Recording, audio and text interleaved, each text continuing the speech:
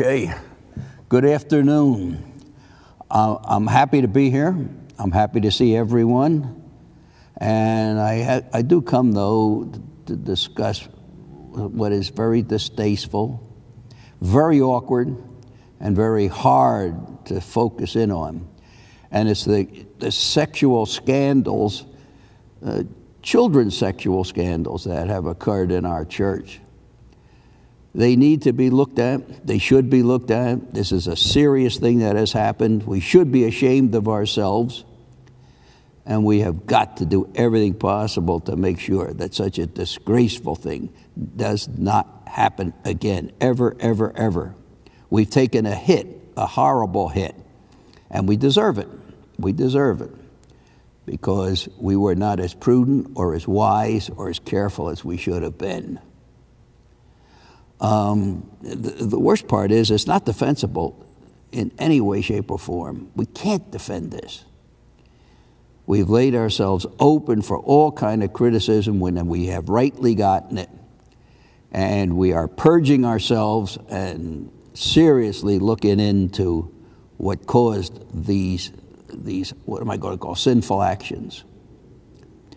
It's odd that in our history, the long history of the Catholic Church, which reaches back to the time of Jesus himself, that we have never had, I don't think we've had a scandal of this dimension. We've had differences, theological differences, which is understandable. We've had differences over moral theology, how you understand or interpret this or that. But we have never been called upon to beat our breast in abject humility because of the behavior of so many of our clerics. It has been shameful. And it is a thing that it stays with us to this day. Even though the scandals are now a couple of years old, they still are reverberating. I can feel it.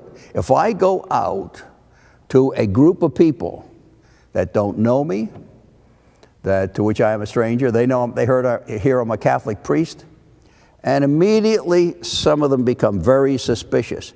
They kind of withdraw. And I can see that. I can sense it.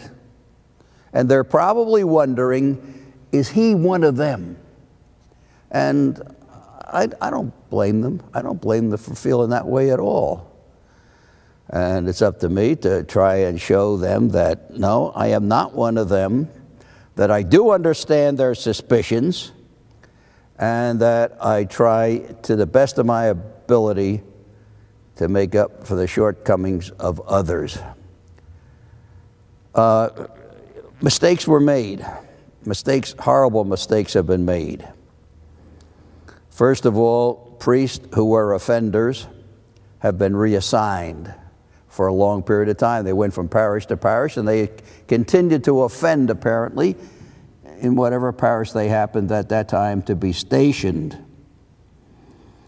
Now, I understand that early on, many of the bishops, taking the advice of behavioral specialists, behavioral experts in all the behavioral sciences, said that, well, they were told that it's okay, let's give the man another chance.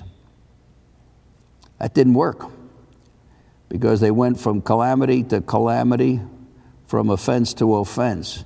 Since apparently this problem, whatever you want to call it, however you want to call it, is a behavioral problem that is not curable.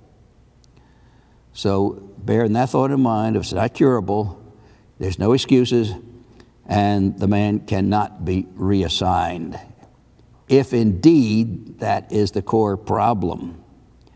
The bishops did get bad advice from people in the behavioral sciences. It's unfortunate, but it's real.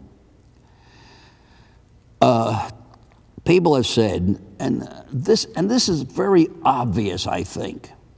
People have said, well, if you had a married clergy, you wouldn't have this problem, because married men are normally somewhat more mature than single men. They know how to handle responsibilities because family brings with it responsibilities.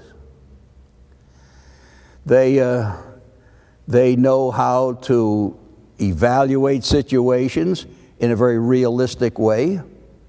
So I think that the married man does have a slight edge in maturity. People will say, well, how about, don't they mature in the seminary? Well, I don't know that they do. I don't know. Now, in my day, we were sheltered from the world, the real world. We were kept apart. And when we were on vacation, away from the seminary, we were limited on what we could do. Now, I think that's spoon-feeding a person. I don't think that's mature. A mature man is a man who has faced the realities of life.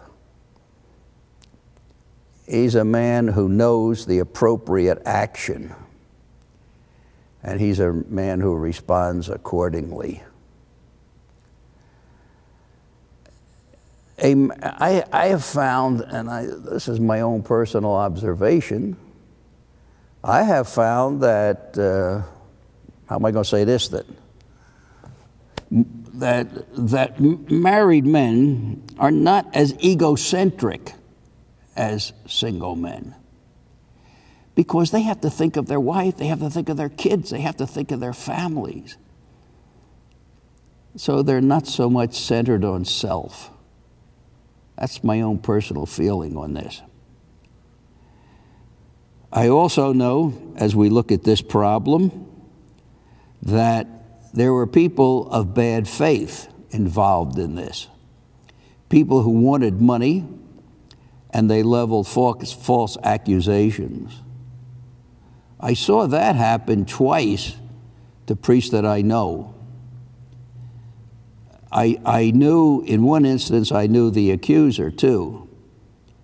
And it was a rigged up case.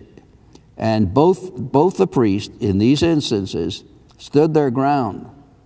And one of them told me, he said this, he said, I will use every means at my power to defend myself against this unjust accusation. So the woman in question with her husband left the rectory. She did not get a cent. It was unfair. It was an unjust accusation. I think there's more of them than we think, because men whom I know well have been accused, and they have sworn that they were not guilty. They have sworn. And they have said, in effect, Ed, if I was guilty, I would tell you, because the whole world thinks I am. I would tell you.